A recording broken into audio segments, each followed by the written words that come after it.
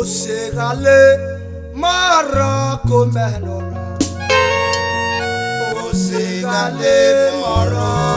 Progress Supporters Club ole Osegale Maroko Men Kano yo worship Osegale Mara Love 35 remember such a baby salute remember me Roma nwe mateware pariye case Osegale Maroko Men Osegale Mara Osegale Maroko Men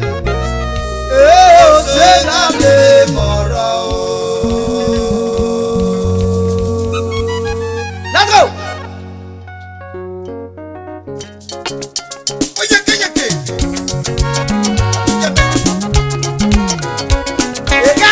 Suno na jana lele ejero ne mama wo takawi yo mama e tete bile lario na bile la tu bile la go bile la biro la ribobi tane jeti buku akara ne agona na gona debi se mama banyi sume na ya agona bobe sabo kita ora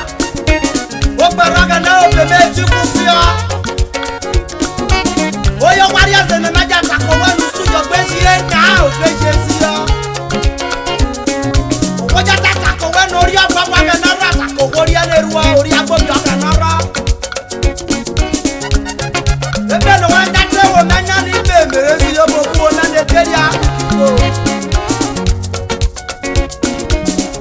Oyo warriors in the Maja Tana Nabara, Uswe Manifo. That you catch your mother from Major for that.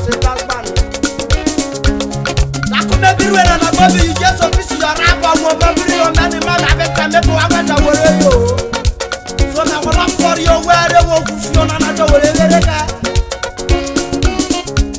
agara je ti mo garo fia no na ja ja ta wo na ni pa ani yo mama no wore yo juche na wo beru o bare ro be saboko ta ro be me ti kufia kele yo garo sunu wa nya le life up Kiri Jesu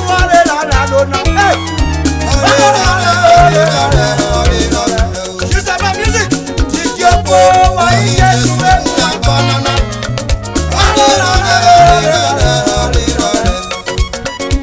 Jesu, ayo jana waega. Ayo yo tanona. Ugbeya Kiri Jesu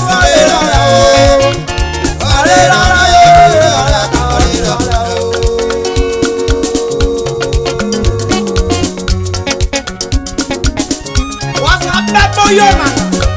no best we move bana. This son won't get Jacob the Jedi, I'm not a yappy robo lobo, man, not a veto weaver. Let it be a to a jab or real Mario. I don't baby in a dacoy now, or a wrong with her. Delicious, what just over a mega ticket, a man was to the Tiana and will go. Aruo morale rogano aruyo mabo wobi kienyo na wabero kwano wobi ya amani wobi yele irena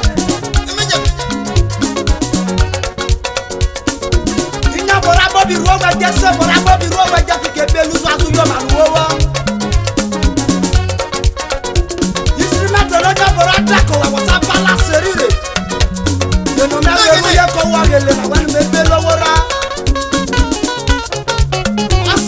Kuna kwa dondara mabia kwa webeza Awon wenye kweza na kaya kuna nyase kwema Ani mama wakasyo waruyo mba wotiwa Wakuka he Aria se wakasyo banuwe wada wotiwana Awon ara karo katibe strake Otodo matike wefi atibe strake Oda wakufita wotikwe fiyo Kekoti joso kisyo no wema Amen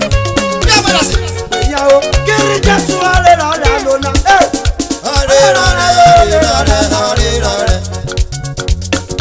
Jesu una banana, blekenu. Jesu, ayo jana barega. Ayo, Onola Ugbeya kiri Jesu orera o orera o. Hello babe Mama Marimo Mama Marimo Sema come zele Mama Marimo Mama Marimo Si o pa no ma beti fe Mama Marimo Egbe marona so marona yo bada se das bana jaje mu efu ya so do yo Mari so ko da Awa bi more ma ba bo yo bi more bo woro ki e jawo ya to osara Ogbada ma wa se ba Era ma so ma bora bo na je fe Kado kada wole pa lu se ke bora O na la ku so ko bo da te bi se jora na jari fe Ko kare go fi o E pa lu bi bora bo woro ko na mu na ira ga na be woro ku te ro Wo o be sa na o Ya o kiri Jesu ale ala do na o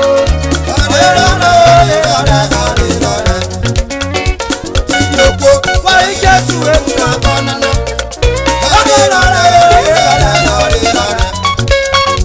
Jesu ale jana balena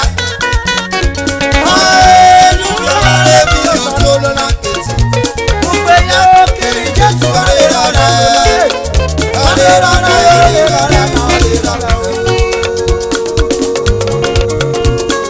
Ekano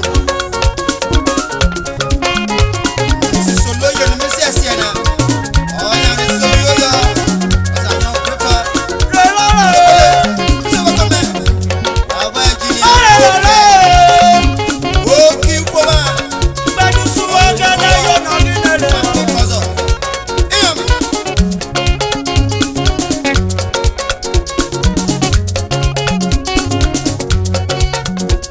Ugbeya o kiri Jesu ale ala yo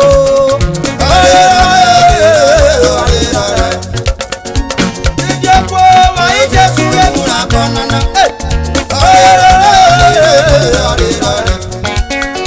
Jesu ale jana balena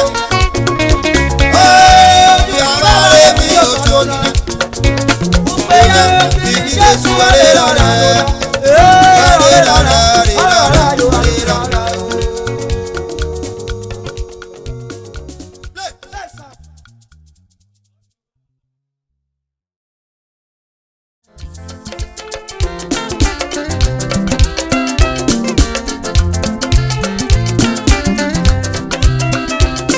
Awe Farisi awe na ubi do gaga na taka be ba ka ni ogene E canal wo fo na ga no tieze sa ate bro mari biroro Era bonari tu jodi bisu so po burobo ne ra ubi do gaga ro Wataru so awo tiona na ko pore de wo